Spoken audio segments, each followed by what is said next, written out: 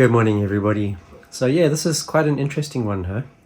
This driver, I caught him last year in May 2023, and then almost 5 years earlier than that in 2019, on the same road. You know, you'd think that people might learn their lesson from being caught once, but it's clear, going by the number of people I've caught more than once, that some people don't learn straight away.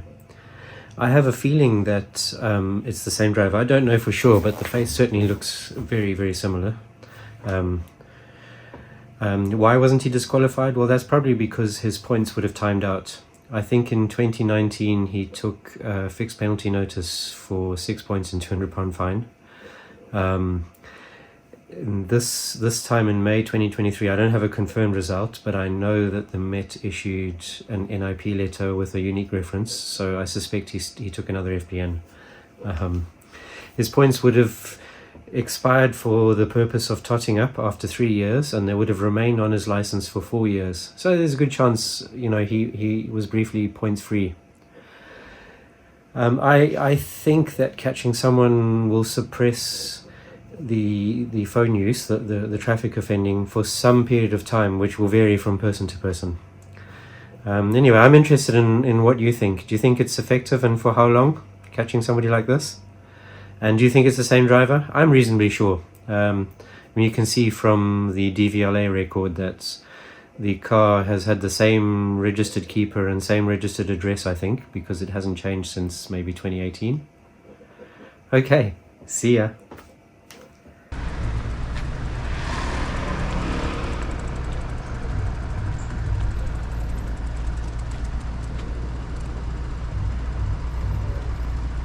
Oh, too late.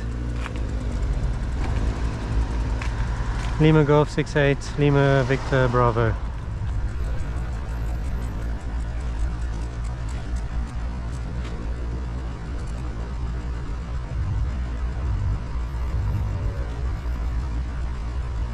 Oh, too late.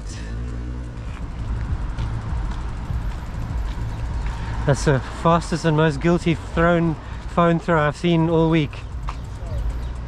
I'm going to report it to the cops that you were on the phone. So now you've got 14 days to wait whether they decide to prosecute or not.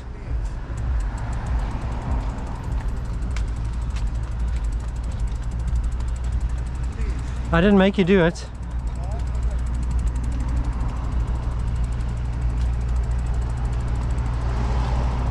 Ah.